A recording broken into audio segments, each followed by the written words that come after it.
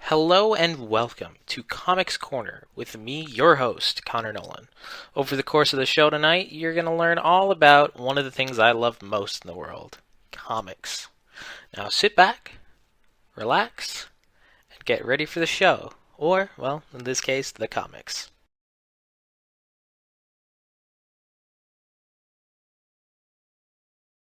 Hello and welcome back, everybody. Today we are covering another Marvel story. That's right, another one. But don't you worry, DC is coming at some point, I promise you. Okay, the story we're covering today is called The Eighth Day. And it takes place in Iron Man issue 21, Thor issue 17, Iron Man issue 22, Peter Parker Spider-Man issue 11, and Juggernaut The Eighth Day issue 1. And like I said earlier, it is a Marvel story, and it's coming from the year 1999. Okay, so a couple other facts to keep in mind is there's a crossover of 3 ongoing titles, Iron Man, Thor, and Peter Parker Spider-Man, and it ended in a one-shot, which is the Juggernaut. And because of that, we have a whole slew of writers. Let me pull up the list. So we've got Kurt Busiek, Dan Jurgens, Roger Stern, Howard Mackey, John Romita Jr., Scott Hanna, and then where is the last one? John Casey. And like I said, 3 ongoing titles, so it's a little all over the place, but it's still pretty interesting. I didn't know about it really until I started looking into it for this show. So okay, the main characters, like I said, starts off in an Iron Man book. So, Iron Man is going to be an Iron Man.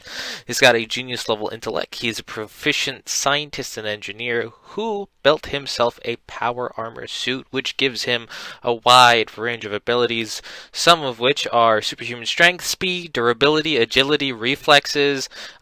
He's got onboard computer, so he's got enhanced senses, supersonic flight, energy repulsor systems. He's got some suits he's got missile projection, and in other suits he's got regenerative life support.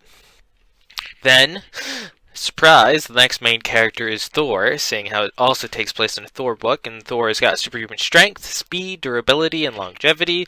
He wields Mjolnir, which grants him dimensional transport, electric manipulation, light, and weather manipulation. The next character is, in case you didn't guess it, it's Spider-Man.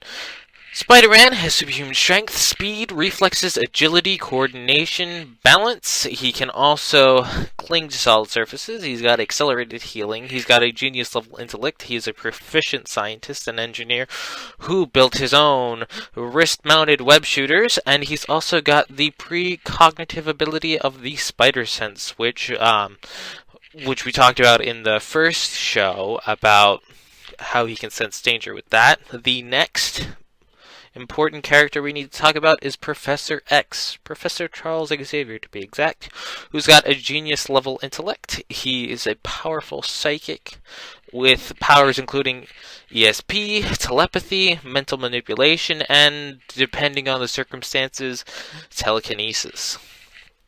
We then move on to his step-brother, Kane Marco the Juggernaut, who's got superhuman strength, stamina, durability. He's also invulnerable. He's got this thing that if he can't be stopped and has unstoppable momentum, he's kind of immune to anything. And as long as he has his helmet on, he is immune to mental attacks. And the last bit of characters that we need to talk about going into this are the 8 great mystic entities, and I am going to try and not butcher their names. So, we have Farala, Sidorak, Baltak, Icon, Ragdor, Watum, Valtor, and Kraken. Yeah.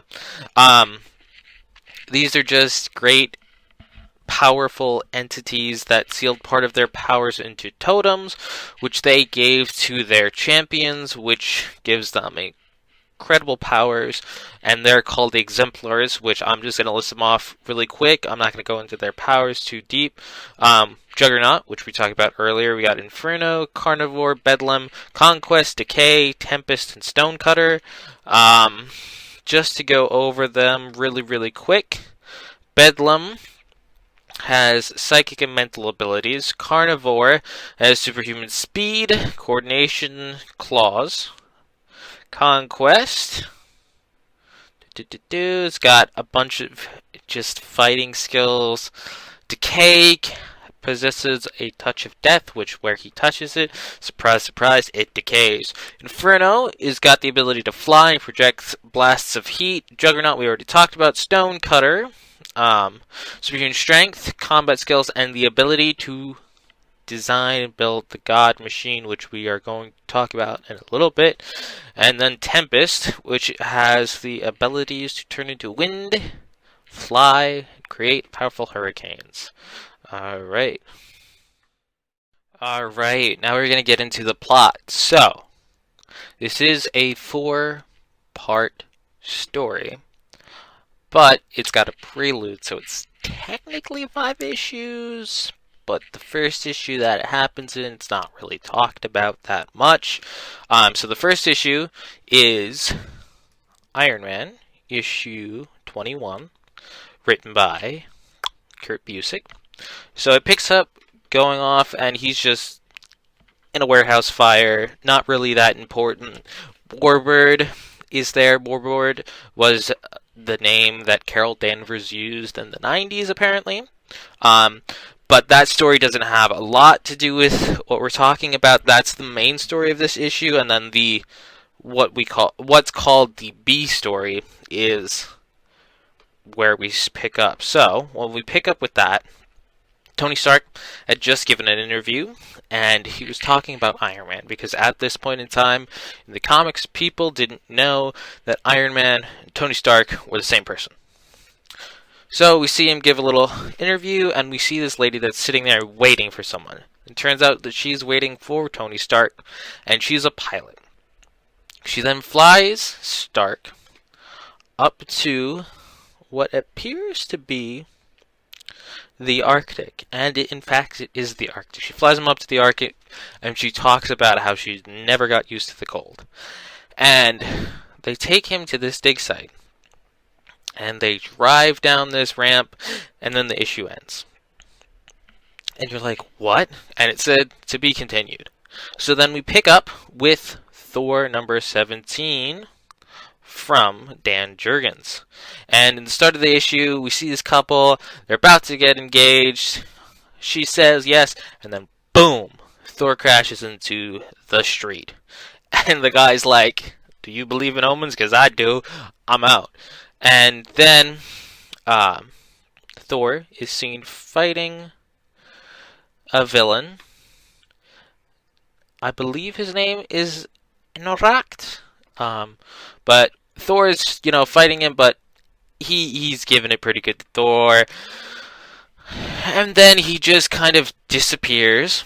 And then we see the cops fighting someone. And it is, in fact, the unstoppable Juggernaut. Thor sees this, and he has to intervene because there is a child trapped. So Thor starts fighting the Juggernaut. And quite honestly, I'm a little surprised at how this fight went, because I always thought that Thor was stronger than the Juggernaut. And it depends on the writers. But in this case, the Juggernaut is winning because Thor has to hold back. But then the child gets free, but before Thor can do anything, he's thrown into a wall and the Juggernaut walks away. Loki sees what's happening. He talks a little bit about how Cain Marko, the Juggernaut, got his powers from the crystal gem of Sidorak. And then he starts talking about the next exemplar, who gets her powers in a jungle, the the Crystal Key of Kraken, and that gives her the powers. And then he talks about the next one, who gets her powers from the ivory idol of Icon. And then someone comes up to him, and Loki pretends to be Odin, and then walks away. So, little continuity there for you that you got to keep in mind. But then Juggernaut's still on the rampage, and then Thor goes after him again. Thor's winning, and then Juggernaut gets him in a bear hug. But then, two of the other exemplars come. Bedlam, and I cannot remember her name. Let me figure out where my notes went. I believe that is Conquest. Yes, that is Conquest. And they separate Thor and Juggernaut, and then they just disappear with Juggernaut. And Thor is left there in the street thinking, what just happened? And then it picks up with Iron Man issue 22, again written by Kurt Busiek and Roger Stern, and it cuts back to this other temple, and Inferno is just blasting the place with energy. Iron Man finally has a suit, and he rockets her out of the temple, and then it turns out that is the temple where Tony Stark drove into at the Arctic. And he realizes that it's the pilot that flew him. And there's a battle. She overpowers him with a heat blast and then flies off. And he's like, what just happened? So he contacts Jarvis and tells him to contact the other Avengers. Jarvis tells him about the Juggernaut's fight with Thor. And then we cut to Stark Fujiwaka, I don't know. Stark and somebody, his company, and the guy that's in charge just walks off of the oil rig and swims down to a temple and grabs, what does he grab here? He grabs a thing. And then we switch back to Iron Man, and he's telling Pepper Potts to call a bunch of people, and then he switches back to being Tony Stark and drives up and starts tearing into the scientists because they knew this was going to happen. And then it turns out that this guy that jumped off the oil rig turned out to be Decay. Then we show how someone else got her powers. And then we cut back to Stark and the scientists, and they're flying around, and then they land. They land, and they're exploring the place, and then they are attacked by another of the exemplars, Carnivore this time. And they're fighting. Tony Stark drops his backpack, and it reveals to be the Iron Man suit, but he has just enough time to get it on, and he starts attacking Carnivore, and it's an interesting fight. And then we get a little explanation about the 8 great mystic entities, switch back to the fight with Iron Man and Carnivore, and then Decay and Tempest, I believe, show up to pick up Carnivore, and Iron Man's like, right, now there's 3 of them. No way I can hold them off. But then Thor shows up, and the two fight a little bit, but the 3 exemplars get away. And the scientist shows him some research data. It's like, what are we going to do now? There's only 7 of them. And once the 8th one is found, bad things are going to happen. But that's where we end in that issue. We pick up in Spider-Man issue, Peter Parker Spider-Man to be exact, issue number 11. First couple pages are my apologies. Which is written Peter Parker Spider-Man issue number 11, written by Howard Mackey, John Romita Jr., and Scott Hanna. The first couple pages are about this kid that's running around in the forest well, in the jungles of Thailand actually, and happens upon a temple. And then he picks up this shining item. But then we cut back to Spider-Man. He's swinging around New York with Mary Jane. We get a little bit of what's going on in continuity there. We switch to the Daily Bugle. We switch back to Spider-Man. And he's in the basement of the Daily Bugle. And there is this giant, massive machine with one of the exemplars, Stonecutter. And then Spider-Man goes to stop him. But then he's jumped by Tempest, Carnivore, and the rest of the exemplars. And don't get me wrong, I love Spider-Man. I'm a huge Spider-Man fan. He's no match for all of them at once. So, he runs away before Decay can touch him. And he runs off, he retreats, I guess is the correct terminology, to Avengers Mansion, where he stumbles upon Iron Man and Thor. And he tells them about what happened, they tell him what happened. And they say, don't do anything. And Spider-Man's like, I'm a superhero. I'm gonna definitely do something. And he's thinking about it. And Daily Bugle's getting evacuated. He breaks in. He borrows a phone. He calls up his good buddy Charles Xavier, because Juggernaut is the stepbrother of Charles Xavier. And they happen upon Iron Man and Thor being attacked. And they need to stop the, and I quote, God Machine, which is almost built. And there's an all-out fight. Big explosions. Like, it's pretty good. Spider-Man is whipping around. Professor X is fighting Juggernaut.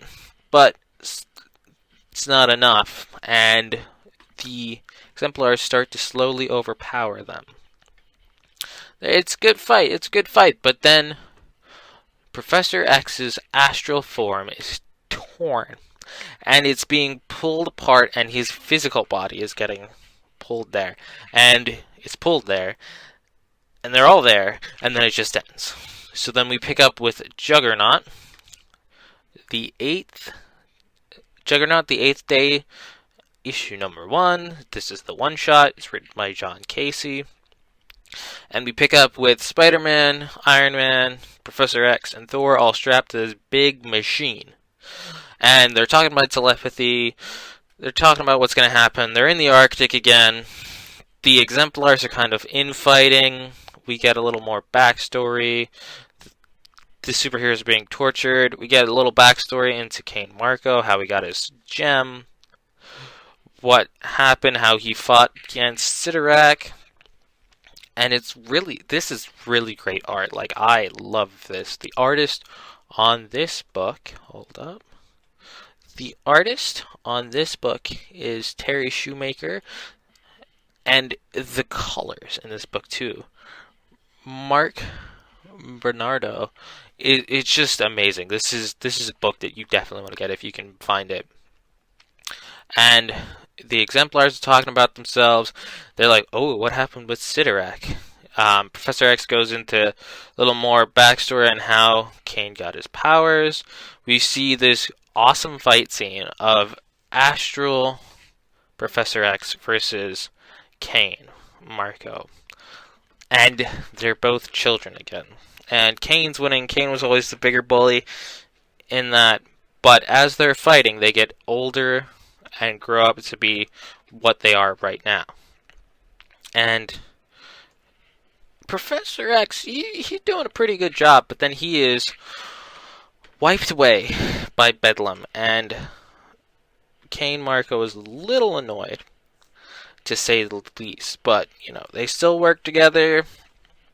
Professor X told Spider-Man, Iron Man, and Thor what happened. We get some more backstory on Sidorak, and Juggernaut seems to be fighting with Sidorak, and it's kind of like a fight within himself to take his power for himself. And Juggernaut wins, and then just starts trashing the other exemplars. And it gives them just enough of an opportunity for Spider-Man, Iron Man, and Thor to break free. And Thor busts the machine, Juggernaut's also busting a machine. The Exemplars fight against them. It's a pretty decent fight scene, not gonna lie. We see Thor go up against Tempest. Battle of Storms. We've got Inferno and Iron Man going again. Juggernaut is fighting Decay, but then they all win their respective battles and they break the God Machine. But in doing so, it's like broken, but it's not broken. And so Juggernaut is fighting against the last of the Exemplars. He finally breaks the machine, and Professor X is like looking in the sight. You see what's going to happen, and then they find out that there's going to be this great big explosion, and it explodes, and it separates the Exemplars and scatters them over the earth. We don't know if they're alive, if they're dead, and then they make a joke after all this happens. Spider-Man says that he's cold, and they make a little joke about making a heater. But then the book just kind of ends with them not knowing if Juggernaut is alive or not. It's kind of an interesting ending, if you ask me. Alright, this is the part of the show when we're going to talk about fan reception. So something you got to keep in mind, it was the 90s, and is part of ongoing stories. So, in my research, it was a little hard to tell if the numbers were just because they were ongoing books and people are like, oh, well, the next issue's out, so I gotta buy it, or if it's because people wanted to buy the story. But after doing a little bit of digging, I found out that the Juggernaut, the 8th Day special, sold about 41,000 copies. So, at least 40,000 people thought it was necessary to buy it to figure out what happened in the end of the story. So I guess that's good. Okay, so where to purchase it?